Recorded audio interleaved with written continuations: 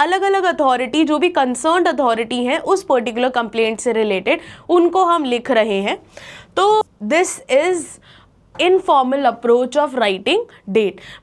हमने एक टेबल बनानी है, ये ज़रूरी चीज़ है जो मैं आपको पहले बोल रही थी कि ऑर्डर लेटर में हम हमेशा टेबल का यूज़ करेंगे। Hello and welcome students, I am your English mentor Tripti Arora, और आज हम स्टार्ट करने जा रहे हैं अपने इंग्लिश सीरीज़ का राइटिंग सेक्शन। क्योंकि हमने ग्रामर कंप्लीट कर लिया है तो राइटिंग सेक्शन में बच्चों हमारे पास दो ही टॉपिक आते हैं, एक है हमारे पास लेटर राइटिंग और दूसरा होगा एनालिटिकल पैराग्राफ। तो लेटर राइटिंग में आज आपको सिखाऊंगी डिटेल में कि कौन कौन से लेटर्स हैं जो क्लास 10th में आप लोगों को आएंगे एग्ज़ाम में अप्रोच करने के लिए, और उनको आप किस तरह से अप्रोच करेंगे, क्या होगा उनका बिल्कुल सही फॉर्मेट, क्या होगा जहां पर हम मार्क्स गेन करेंगे, और क्या होंगे वो पॉइंट जहां पर हम मार्क्स अक्सर लूज कर देते हैं या कर सकते हैं, और उन्हीं एरर्स को हमको नहीं करना है, और उसी का ध्यान मैं आपको आज भी रखवाऊंगी। तो स्टार्ट करते हैं बिना किसी देरी के लेटर राइटिंग। और लेटर राइटिंग बेसिकली हमारे पास फॉर्मल लेटर्स है बच्चों क्लास 10th में। तो क्योंकि ये क्वेश्चन जो है वो चॉइस में आने वाला है, तो चॉइस में भी हमारे पास इन्हीं कुछ पर्टिकुलर टॉपिक्स में से चॉइसेस होंगी। तो कौन कौन से लेटर्स हैं जो हमें क्लास 10th में सीखने हैं बच्चों? First is letter to the editor, ये आप ऑलरेडी पढ़ चुके हैं, बट इसका क्या एग्जैक्ट फॉर्मेट होता है जो हमें ध्यान में रखना है, और क्लास 10th के अकॉर्डिंग क्या की पॉइंट्स हैं जिसे हमें माइंड में रखकर अपने लेटर को अटेम्प्ट करना है। उसके बाद हम बात कर रहे हैं कंप्लेंट लेटर की। कंप्लेंट लेटर जो है वो दो अलग अलग हिस्सों में बांटा जा सकता है। जैसे एक लेटर हो सकता है जिसकी हम बात कर रहे हैं पब्लिक अथॉरिटीज़ को, जो हम लिखते हैं कि भाई ट्रैफिक रूल्स नहीं फॉलो हो रहे हैं, स्ट्रीट लाइट्स ख़राब हो रही हैं। तो अलग अलग अथॉरिटी, जो भी कंसर्न्ड अथॉरिटी हैं उस पर्टिकुलर कंप्लेंट से रिलेटेड, उनको हम लिख रहे हैं। तो कंप्लेंट लेटर जो है वो हमारे पास हो सकता है पब्लिक अथॉरिटीज़ का,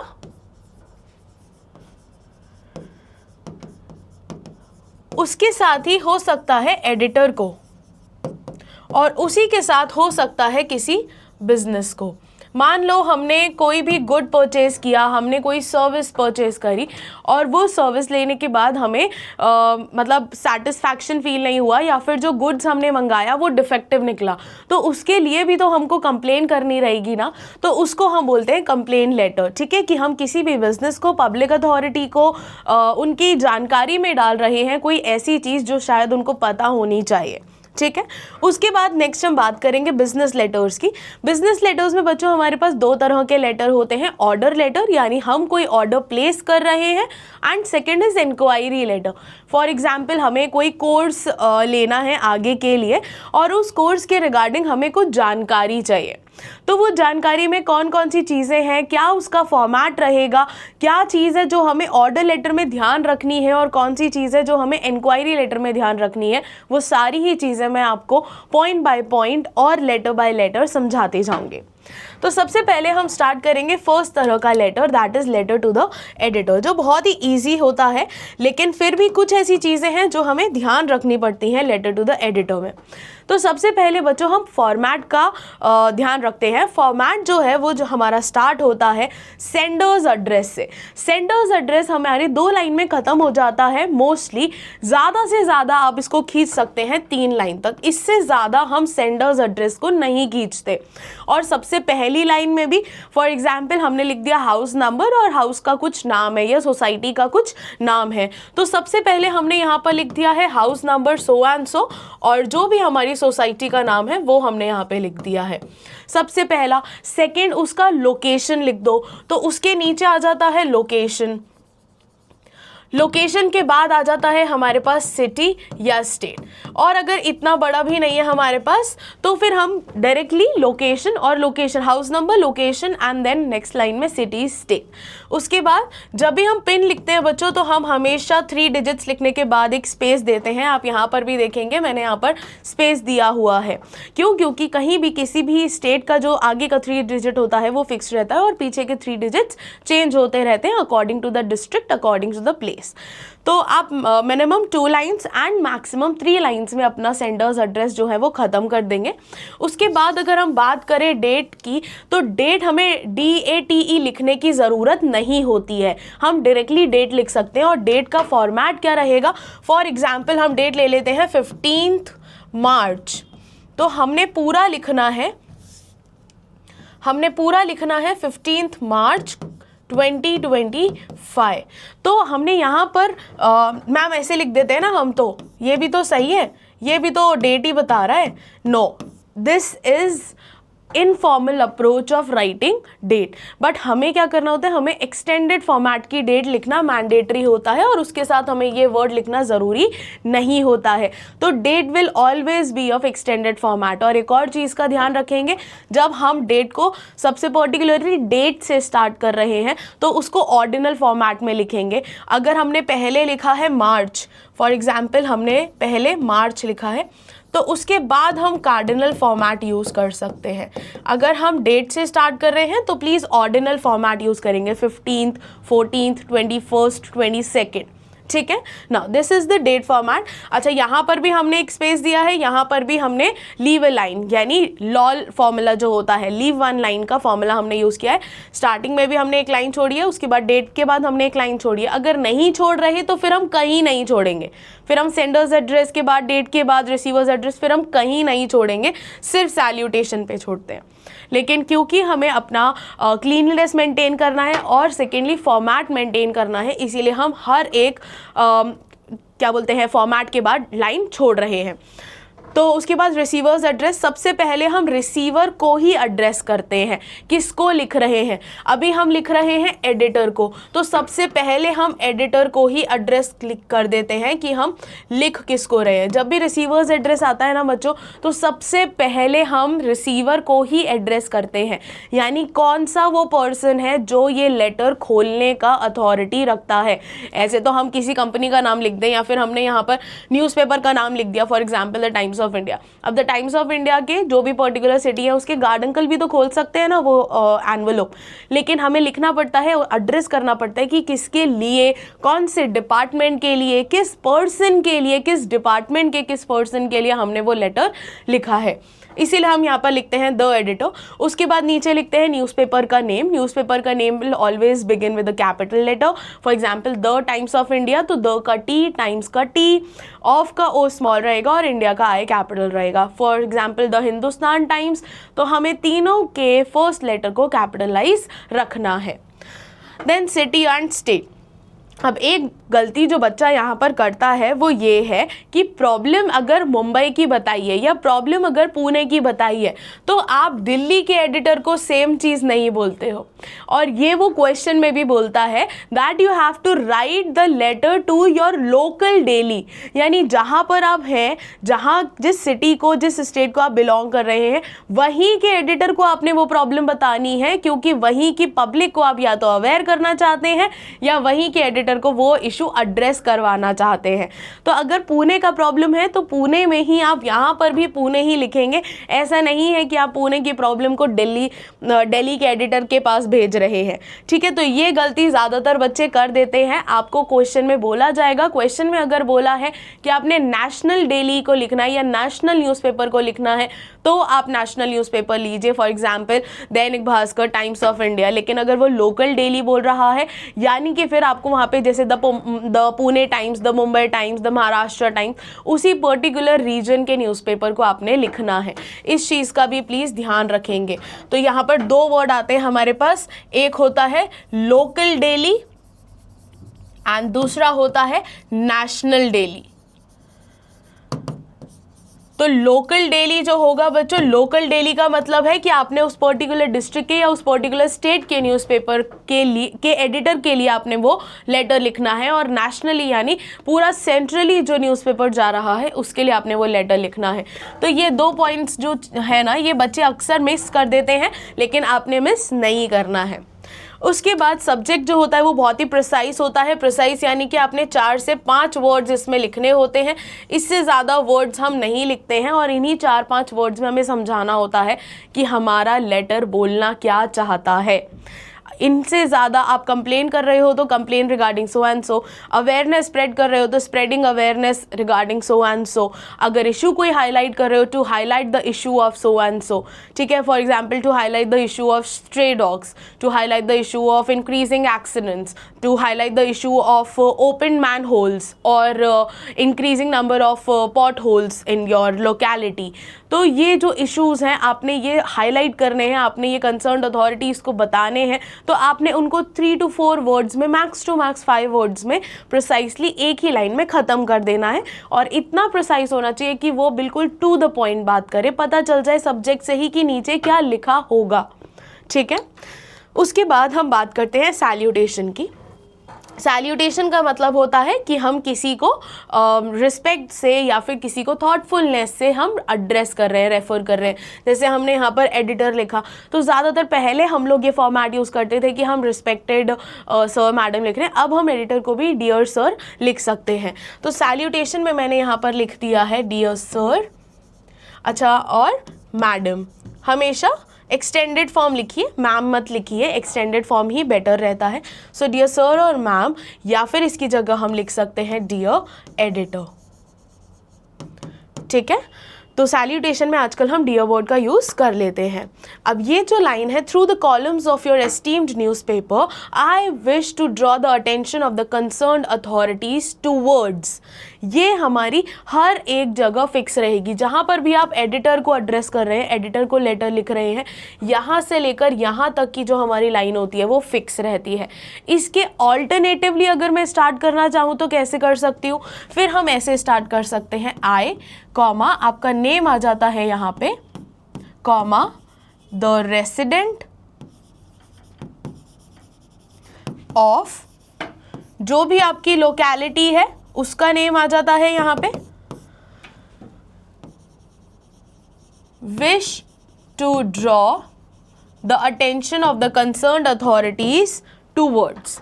ये वाला जो लाइन है ये आपका एज इट इज आएगा। किसी भी कंसर्न्ड अथॉरिटी का अगर आप पब्लिक अवेयरनेस में लिख रहे हो तो आप वहाँ पर कंसर्न पब्लिक और जनरल पब्लिक, फिर आप कंसर्न्ड अथॉरिटीज़ नहीं लिखोगे, आप जनरल पब्लिक के लिए लिखोगे। कोई अवेयरनेस स्प्रेड करने के लिए लिख रहे हो तो आप जनरल पब्लिक को बता रहे हो, तो आपने यहाँ पर कंसर्न्ड अथॉरिटीज़ हटा के जनरल पब्लिक लिख देना होता है। Through the columns of your esteemed newspaper I comma, जो भी आपका नेम है, wish to draw the attention of the general public towards. अब क्योंकि हम कंसर्न्ड अथॉरिटीज़ बोल रहे हैं यहाँ पे, यानी कि हम किसी इशू को एड्रेस करना चाहते हैं। कुछ तो हमारे साथ ऐसा चल रहा है जो हमने ऑलरेडी कंप्लेन करके देख लिया है या फिर हमने उसको एड्रेस करके देख लिया है, बट जो भी कंसर्न्ड अथॉरिटी है वो अभी तक उस पर ध्यान नहीं दी है और वो अभी तक इग्नोर हो रहा है। तो हम चाहते हैं कि हायर अथॉरिटीज़ उस चीज़ पर ध्यान दें।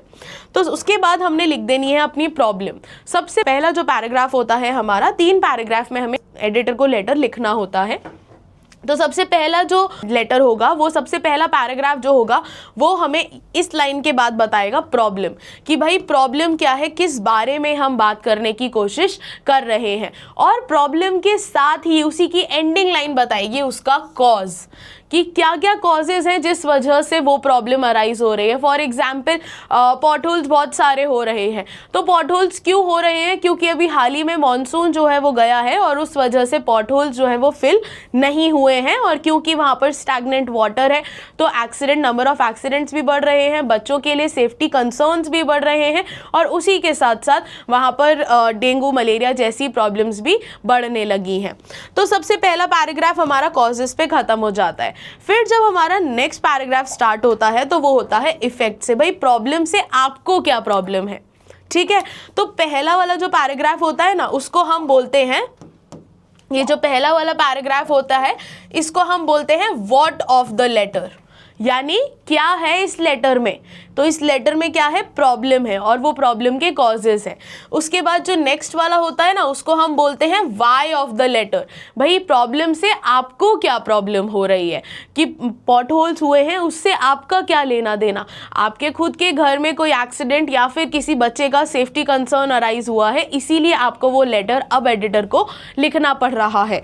तो फॉर एग्जाम्पल जैसे अभी लाउड स्पीकर्स वाला बहुत ज़्यादा क्वेश्चन आता है, सैम्पल पेपर में भी लाउड स्पीकर वाला क्वेश्चन आया हुआ है, तो भाई लाउड स्पीकर बजते हैं। क्यों बजते हैं? क्योंकि बहुत ज़्यादा रिलीजियस राइट्स वगैरह होते रहते हैं या फिर रिलीजियस रैलीज वगैरह निकलती रहती हैं और आपके एरिया में बहुत ज़्यादा शोर होता रहता है, या फिर जो लाउड स्पीकर्स हैं वो आफ्टर 10 और 11 भी मैरिज गार्डन्स में बजते रहते हैं। उस वजह से आपको पढ़ाई में बहुत डिस्टर्बेंस होता है, या आसपास हॉस्पिटल्स हैं वहाँ पर पेशेंट्स को बहुत ज़्यादा प्रॉब्लम होती है, तो सर्जरी के दौरान बहुत ज़्यादा डिस्ट्रैक्शंस होते हैं। तो ये सारी प्रॉब्लम्स हैं और ये इसके कॉजेज़ हैं। अब प्रॉब्लम से आपको क्या प्रॉब्लम हुई है कि भाई आपके खुद के घर में कोई ओल्ड एज पर्सन है और वो पर्सन बहुत ज़्यादा हेल्थ इश्यूज़ सफ़र कर रहा है क्योंकि वो सो नहीं पा रहे due to excessive use of loud speakers. तो इसकी वजह से आप भी पढ़ाई में बहुत ज़्यादा डिस्टर्ब हो रहे हो। तो this is why of the letter, like क्यों आपने वो लेटर लिखा है, आप प्रॉब्लम से आपको क्या प्रॉब्लम हुई है। So first is addressing the issue, second is the effects of the issue on you, कि तुम पर क्या प्रभाव पड़े हैं उस इशू के। उसके बाद अगर हम बात करें थर्ड वाले पार्ट की, तो थर्ड पार्ट हमको बोलता है कि हम क्या सॉल्यूशन चाहते हैं, क्या मेजर्स चाहते हैं, ठीक है। सो इसको हम बोलते हैं हाउ टू रिजॉल्व। भाई हम एडिटर को लेटर लिख रहे हैं तो हम एडिटर से क्या चाहते हैं, हम क्या चाहते हैं एडिटर हमारे लिए क्या करे। भाई एडिटर खुद तो आके लाउड स्पीकर नहीं बंद करवा सकते, वो क्या कर सकते हैं, वो हायर अथॉरिटीज़ को इस बारे में अपने न्यूज़पेपर में हमारी प्रॉब्लम छाप के उसके बारे में बता सकते हैं और हायर अथॉरिटीज़ अपने अकॉर्डिंग उस चीज़ को एड्रेस कर सकते हैं और उस इशू को हमारे लिए रिजॉल्व कर सकते हैं। तो ये होता है बच्चों हमारा third paragraph. Therefore I request, इसीलिए मैं रिक्वेस्ट करता हूँ to understand the seriousness of this issue and highlight it in the newspaper, कि वो कुछ कर नहीं सकते हैं, एडिटर कुछ नहीं कर सकते उस प्रॉब्लम का, वो सिर्फ और सिर्फ उस प्रॉब्लम को अपने न्यूज़पेपर में हाईलाइट कर सकते हैं, दिखा सकते हैं, ताकि हायर अथॉरिटीज़ उसको देख पाए, क्योंकि न्यूज़पेपर तो सब देखते हैं। And so that the concerned authorities can take appropriate actions and provide succor to the resident. Succor का मतलब होता है बच्चों रिलीफ। तो हम किसी भी चीज़ से, किसी भी प्रॉब्लम से succor पाते हैं यानी रिलीफ पाते हैं। तो अगर लाउड स्पीकर का प्रॉब्लम है, मैन होल्स का प्रॉब्लम है, पॉट होल्स का प्रॉब्लम है, जो rules and regulation, traffic rules and regulations अभी फॉलो नहीं हो रहे हैं उसका प्रॉब्लम है, उसकी वजह से एक्सीडेंट्स का इंक्रीज होना। तो ऐसे बहुत सारे इश्यूज हैं जो न्यूज़पेपर में एड्रेस होते भी हैं और उनका सॉल्यूशन जल्द पाया भी जाता है। So this is the third part of the letter. तो हमने 3 पार्ट्स पढ़े। फर्स्ट पार्ट वाज जब हम इंट्रोड्यूस कर रहे हैं अपने लेटर को, सबसे पहले या तो अपना इंट्रोडक्शन देकर और सेकेंडली फिर अपनी प्रॉब्लम का इंट्रोडक्शन देकर, और प्रॉब्लम के साथ साथ ही जाते हैं कॉजेस। सेकेंड वाला जो पार्ट होता है उसमें हम बताते हैं इफ़ेक्ट्स, यानी हम पर क्या क्या प्रभाव पड़े हैं, और थर्ड वाले पार्ट में हम उनसे रिलीफ मांगते हैं कि ये प्रॉब्लम हमारे लिए बहुत ज़्यादा ग्रेव प्रॉब्लम है एंड आप इसकी सीरियसनेस को समझिए और इसको अपने न्यूज़पेपर में हाईलाइट करिए ताकि हमें हमारी प्रॉब्लम से छुटकारा मिले। उसके बाद हम देते हैं बच्चों complimentary close, that is thanking you your sincerely. Most of the time we do not use thanking you, we use thank you. This is more formal and more approachable. Yours sincerely, then your signature, full name and designation. Designation is important. अगर आपके question paper में given है designation, well and good. अगर नहीं given होती है तो आप यहाँ पर लिख सकते हैं concerned citizen.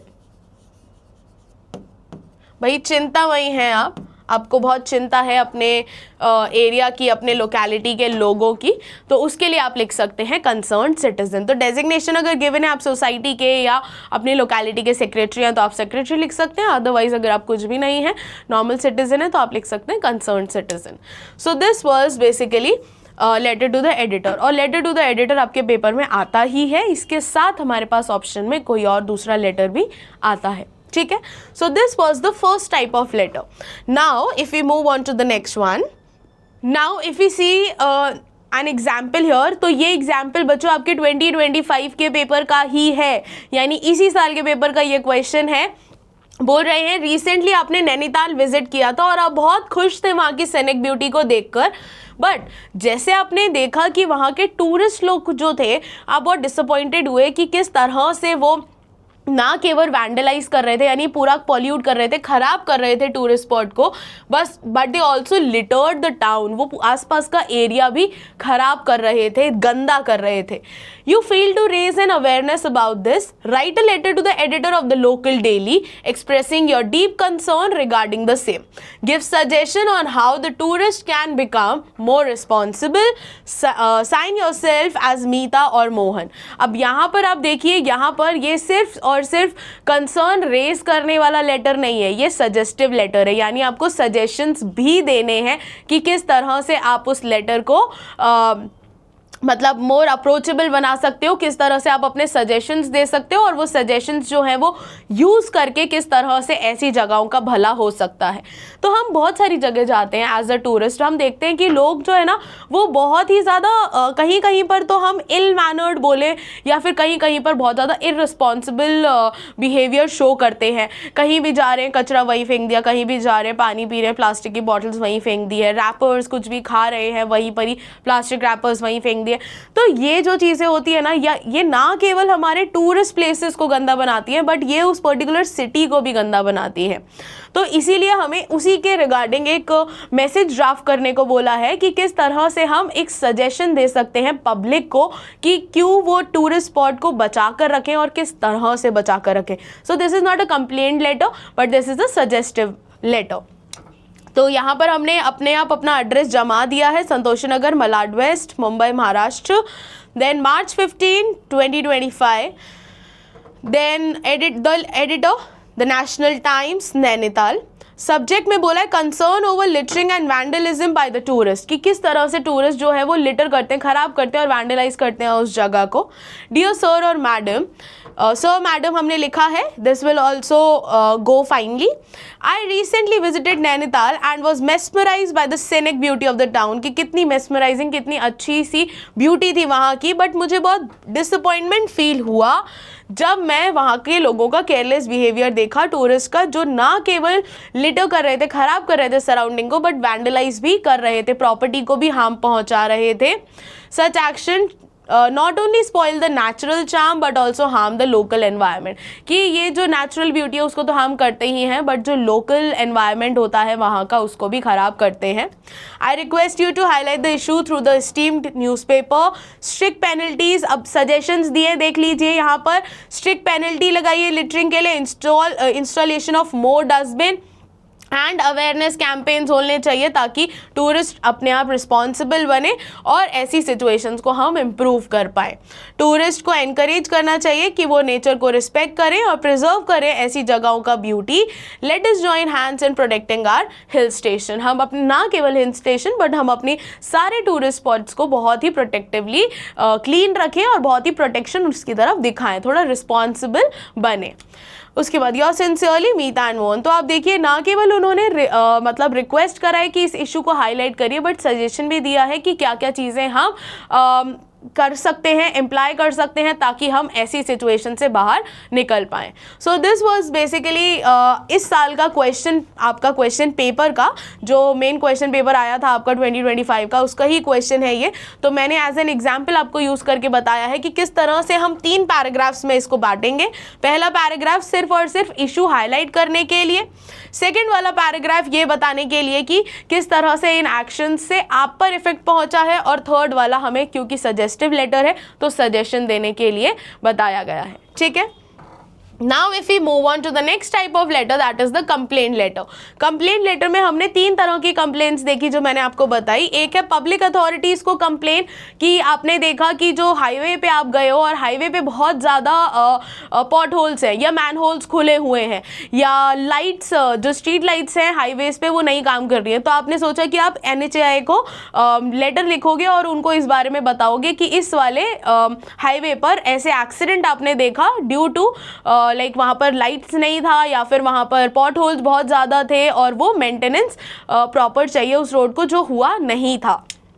Second is complaint letter to the editor and third is complaint letter to a business regarding any purchase or a product.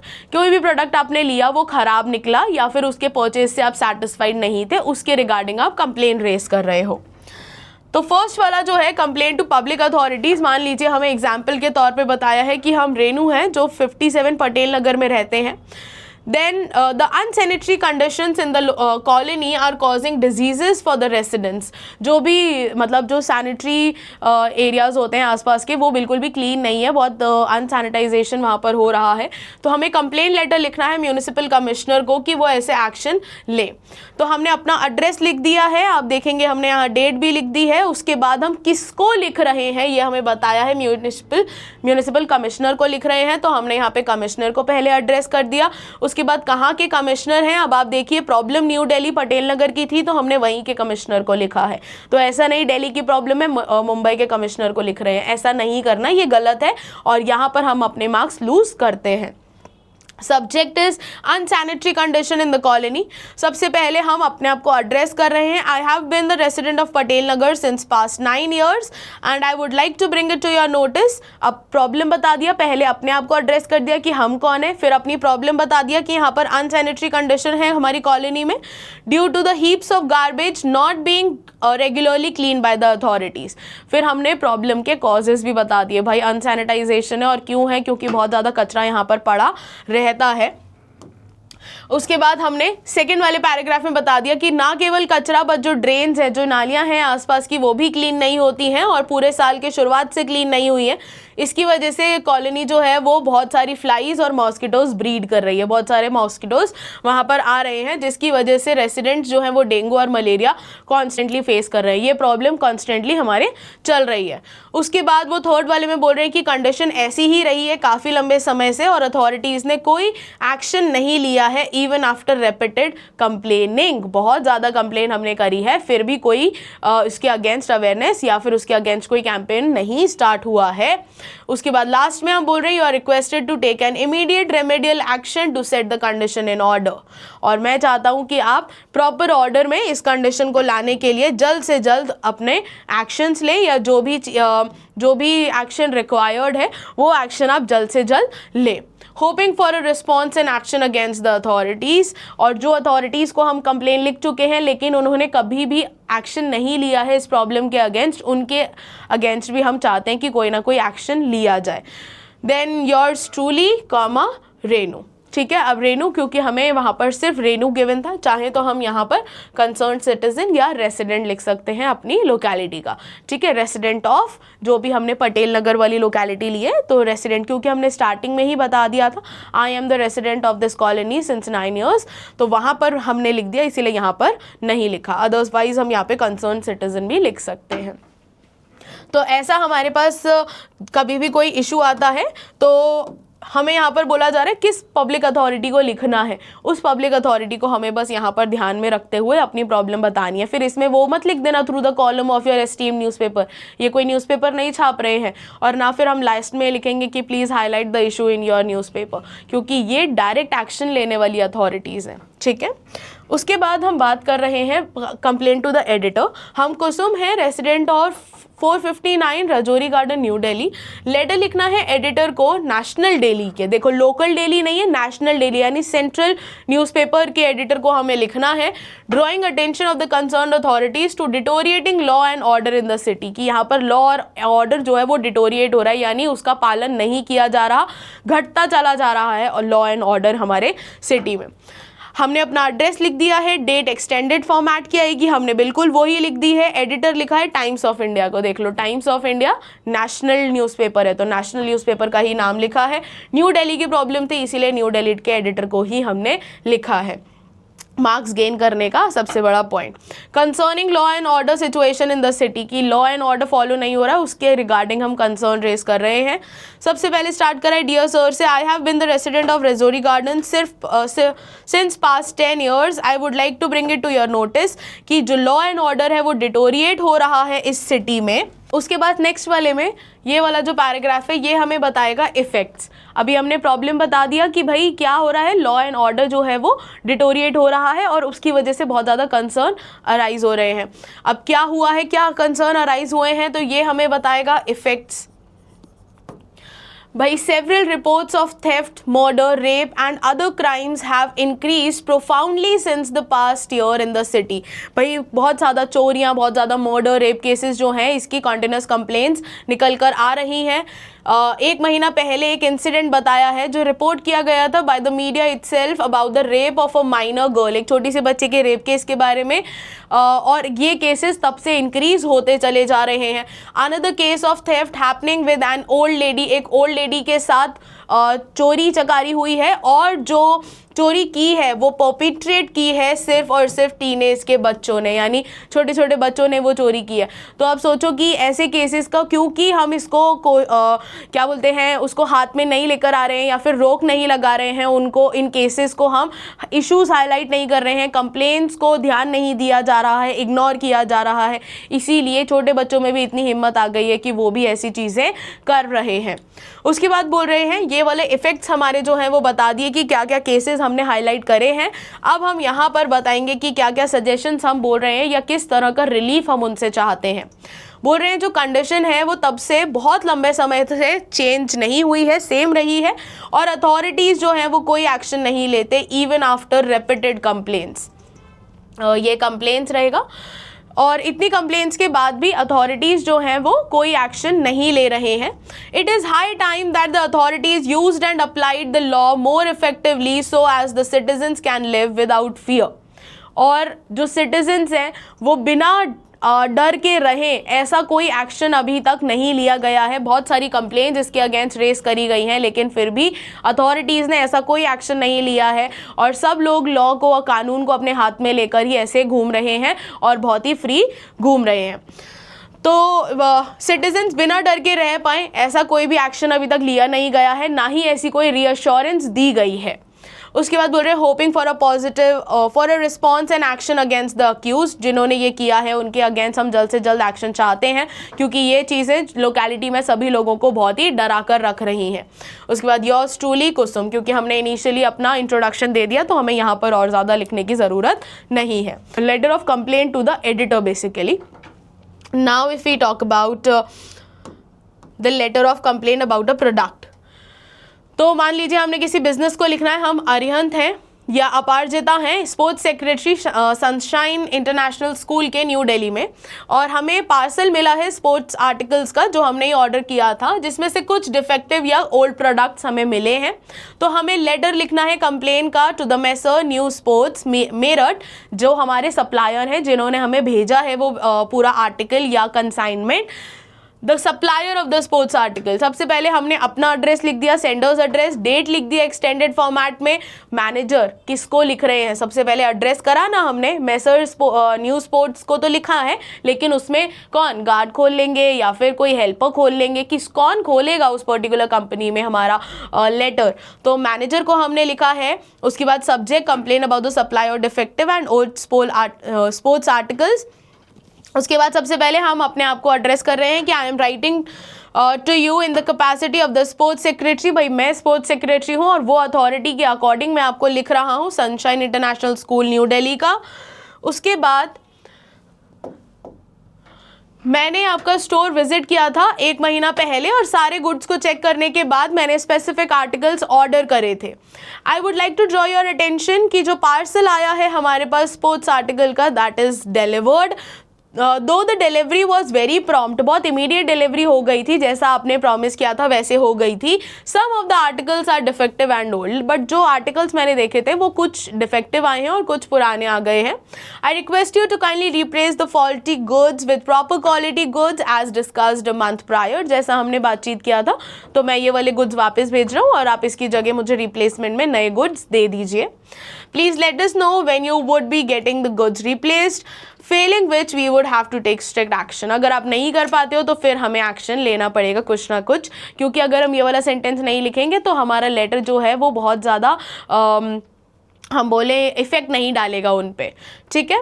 Looking forward for a prompt reply from you, कि जल्द से जल्द आप हमें reply करिए। Your sincerely Arihant sports secretary, जो भी आपका ओहदा है, जो भी आपका डेजिग्नेशन होता है वो लिखना मैंडेटरी होता है, ठीक है। So this is the letter of complaint. Basically आप कोई भी लेटर देख लीजिए, उसमें अपन 3 ही पैराग्राफ का यूज कर रहे हैं। सबसे पहला is introductory paragraph, second one is the effect, the problems, और उसके इफेक्ट क्या है हम पे। प्रॉब्लम हम ज़्यादातर फर्स्ट वाले के साथ ही एड्रेस कर रहे हैं। कंप्लेंट लेटर्स में हमने सेकंड वाले पैराग्राफ में भी अपने प्रॉब्लम को हाईलाइट करा है, और थर्ड वाले में हम उनसे सकर यानी कि रिलीफ मांग रहे हैं, ठीक है। Now if you move on to the next type of letter, that is the business letter. Order letter और इंक्वायरी लेटर, ये क्लास 10th के इंपॉर्टेंट पार्ट्स बनते हैं, और ये क्रूशियल इसीलिए भी हैं क्योंकि या तो लाइक एडिटर के साथ ऑर्डर लेटर हमें देखने को मिला है अभी तक, या फिर इंक्वायरी लेटर देखने को मिला है। बच्चों ये बहुत ही आसान होते हैं क्योंकि इनमें कोई फॉर्मेट का कुछ चेंज नहीं है, बस छोटी छोटी 2 चीज़ें हैं जो हमें दोनों लेटर्स में ध्यान रखनी है। क्या है वो चीज़ें, वो मैं आपको बता देती हूँ यहाँ से। ऑर्डर लेटर की अगर मैं बात कर रही हूँ तो ऑर्डर लेटर में मेरे को कुछ तो भी ऑर्डर करना है, आप ये मान के चलिए, यानी मैं कोई ऑर्डर प्लेस कर रही हूँ, तो sender's address as it is रहेगा, then date as it is रहेगी, receiver's address as it is रहेगा। यहाँ पर हमारी सिटी और स्टेट चेंज हो सकते हैं क्योंकि हम घर पे बैठे बैठे, जैसे अमेजॉन, फ्लिपकार्ट, तो बहुत सारे हम डिलीवरी सोर्सेज या डिलीवरी पार्टनर्स का यूज़ करते हैं ना अपने अलग अलग गुड्स को मंगाने के लिए। तो यहाँ पर हम किसी भी स्टेट से या किसी भी जगह से अपना good place like order place कर सकते हैं। तो यहाँ पर सिटी और स्टेट सेम हो एडिटर की तरह वो ज़रूरी नहीं है। तो हमने सबसे पहले लिखना होता है खुद का एड्रेस, उसके बाद हमने डेट लिखनी होती है एक्सटेंडेड फॉर्मेट की, उसके बाद हम लिखते हैं किसको एड्रेस कर रहे हैं। दिस इज मैंडेटरी हर जगह, क्योंकि हमारा लेटर कौन खोलेगा, किसके लिए लिख रहे हैं, ये तो बहुत ज़रूरी है। सो द सेल्स मैनेजर, क्योंकि हम कोई ऑर्डर प्लेस कर रहे हैं। देन कंपनी का नेम, किसको ऑर्डर प्लेस कर रहे हैं। देन उनके सिटी और state along with the pin. Subject में placing an order for electronics, हमने जो भी ऑर्डर प्लेस करना है बस उसी के placement of order as it is रहेगा। फॉर के बाद आइटम्स चेंज हो जाएंगे according to the question. Dear sir, this is in reference to the telephonic conversation dated regarding the availability of the required goods। ये line as it is आती है कि ये जो लेटर मैं लिख रहा हूँ ये किस रेफरेंस में है, ये उस टेलीफोनिक कॉन्वर्जेशन के रेफरेंस में है जो हमारे बीच हुआ था, यानी आपके और मेरे बीच टेलीफोन पे बात हुई थी। कब बात हुई थी, हमने यहाँ पर कोई पास्ट डेट लिख दी है। जब भी आपका एग्जाम होता है या जो भी डेट पे आप लेटर लिख रहे हैं उसके 2-3 दिन पहले की डेट आप यूज़ कर सकते हैं, जहां पर आपने बताया था कि ये वाला गुड अवेलेबल होगा। And we are happy to place the order for the following items, और हम उस पर्टिकुलर कंसाइनमेंट पे या उस पर्टिकुलर आइटम पे ऑर्डर प्लेस करने के लिए रेडी हैं। उसके बाद हमने एक टेबल बनानी है। ये ज़रूरी चीज़ है जो मैं आपको पहले बोल रही थी कि ऑर्डर लेटर में हम हमेशा टेबल का यूज़ करेंगे और इंक्वायरी लेटर में बच्चों हम हमेशा पॉइंटर्स का यूज़ करेंगे। So this table is mandatory. ये टेबल आपने ज़रूर बनाकर आनी है कि कौन कौन से गुड्स हैं, और इसमें हमारे पास 4 पार्ट्स होते हैं।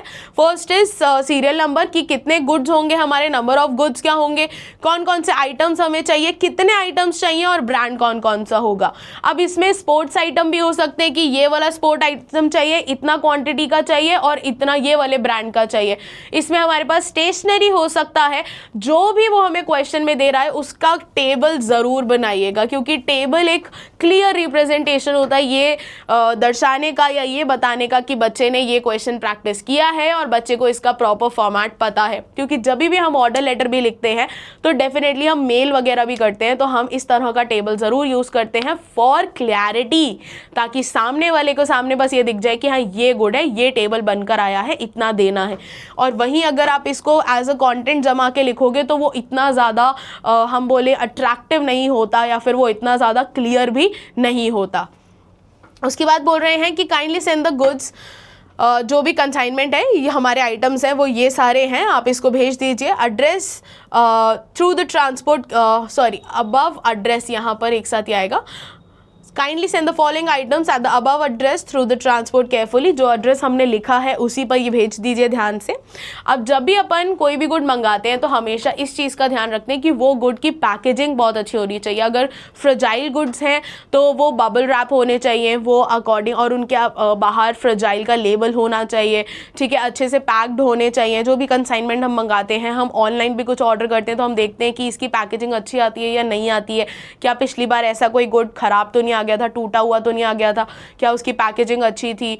तो हम ये सारी चीज़ें इनको भी मेंशन करते हैं कि जो आइटम है ये अच्छी कंडीशन में होना चाहिए, वेल बाउंड होना चाहिए, पैक्ड प्रॉपर्ली होना चाहिए। Item must be delivered by the end of the month. कब तक हमें डिलीवरी चाहिए वो भी हम बता देंगे। Of the issue of the letter, कि जब ये लेटर इशू हुआ था उसके 1 महीने के अंदर अंदर डिलीवरी हो जानी चाहिए। कोई भी डैमेज जो ट्रांसपोर्टेशन के दौरान होता है वो आपकी रिस्पॉन्सिबिलिटी रहेगी। As in the past also we have never been given any opportunity. Past में भी हमें आपने कंप्लेन की कोई अपॉर्चुनिटी नहीं दी है और हम हमेशा इसी के रिस्पेक्ट में आपको हमेशा गुड्स का ऑर्डर प्लेस करते हैं। And the goods have always reached as well on time, और समय पर भी आपकी डिलीवरी हुई है एंड इन एक्सीलेंट कंडीशन, और बहुत ही बेहतरीन तरीके से आप अपने गुड्स की डिलीवरी करते हो। As per our specifications, we do expect the same delivery। हम यही एक्सपेक्ट करते हैं कि इस टाइम भी ऐसी ही डिलीवरी आप लोग करेंगे। Kindly offer us a suitable discount, क्योंकि हम कस्टमर लॉयल कस्टमर हैं तो लॉयल्टी डिस्काउंट भी, लॉयल कस्टमर डिस्काउंट भी हमें मिलना चाहिए। As it has been practice all this years, इतने सालों तक भी आपने ये प्रैक्टिस किया ही है, तो अभी भी हम ये जो है वो भूलेंगे नहीं। योर्स फेथफुली सक्षम हॉस्टल वार्डन, जिस भी हॉस्टल को हम रिप्रेजेंट कर रहे हैं वहाँ के हम वार्डन हैं और ये गुड्स हम मंगवा रहे हैं। ठीक है, तो इनमें हमने मेन चीज़ क्या ध्यान रखी है बच्चों, इसमें हमने ये ध्यान रखा है कि जब हमने ये लेटर लिखना स्टार्ट किया था तो एक रेफरेंस दिया था, क्योंकि आप डायरेक्टली ऑर्डर प्लेस नहीं करते, पहले आप अवेलेबिलिटी पूछते हो। तो आपने टेलीफोन पे या ईमेल के थ्रू अवेलेबिलिटी पूछ ली थी, उसके बाद आपने उस कॉन्वर्जेशन को लेटर में प्लेस करा। तो सबसे पहले हम रेफरेंस का ध्यान रखते हैं। सबसे पहली चीज़ जो हमने ध्यान रखनी है दैट इज़ रेफरेंस। नंबर 2 ये वाला टेबल जो हमने बनाना है, एंड नंबर 3 जो चीज़ों का ध्यान रखने के लिए हम उनसे चाहते हैं कि हमें डिस्काउंट प्रॉपर मिलना चाहिए, हमारे कंसाइनमेंट का पैकेजिंग प्रॉपर होना चाहिए, अगर कोई टूटने वाला आइटम है तो उस पर फ्रेजाइल का लेबल होना चाहिए, और कस्टमर लॉयल्टी के लिए हम डिस्काउंट तो मांगते ही हैं, तो नेगोशिएशंस वगैरह भूलना नहीं होता है। So this basically was the entire format along with an example of order letter, और ऑर्डर लेटर के जो भी हाईलाइट पॉइंट्स थे जहाँ पे मार्क्स कटने होते हैं या मिलने होते हैं वो मैंने आपको स्पेसिफाई कर दिए हैं। उसके बाद अगर हम बात करें इंक्वायरी लेटर की, तो इंक्वायरी लेटर और भी ज़्यादा इजी होता है, क्योंकि इसमें हमें एज सच कोई टेबल नहीं बनानी है। देखिए, हमें कुछ कोचिंग क्लासेस ज्वाइन करनी है किसी पर्टिकुलर कोर्स के लिए, और हमने पहले अपना एड्रेस लिख दिया है। सबसे पहले अपना नाम लिखा, हम कौन है, फिर अपना एड्रेस लिखा, फिर अपना सिटी लिखा, डेट हाईलाइट कर दिया है, और किसको लिख रहे हैं, एडमिनिस्ट्रेटर इंचार्ज, यानी जो भी जना इंचार्ज होगा जो एडमिशन देख रहा है। Then Success Career Coaching Chennai. उसके बाद हमने सब्जेक्ट बोला है inquiry for class 11th and 12th 2 years study course. Respected madam sir, क्योंकि रिस्पेक्टेड इसलिए लिख रहे हैं क्योंकि ऑब्वियसली आप अपने किसी टीचर या एडुकेटर या किसी एडमिनिस्ट्रेटर को लिख रहे होंगे, और जब भी हम किसी को फॉर्मली अप्रोच करते हैं तो रिस्पेक्टेड लिखते हैं। I am Sonia, student of so and so class of so and so place. I want to pursue non medical stream and I am planning to join a coaching classes for the same. I came to know that in your institution is the best and so I am keen to join it. कि मुझे पता चला है इस advertisement से या फिर इस पर्सन से, अपने रिलेटिव से, अपने एक्वेंटेंस से, अपने फ्रेंड से, कि आपका इंस्टीट्यूशन बेस्ट है और मैं उसको ज्वाइन करना चाहता हूँ।